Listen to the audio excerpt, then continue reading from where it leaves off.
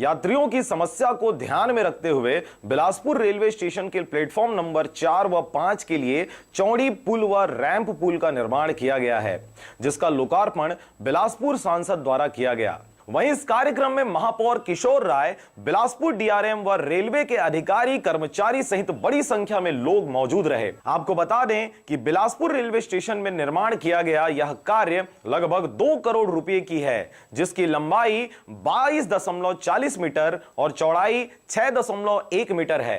बिलासपुर से विनोद बघेल के साथ ब्यूरो रिपोर्ट, आरजे रमजाजर।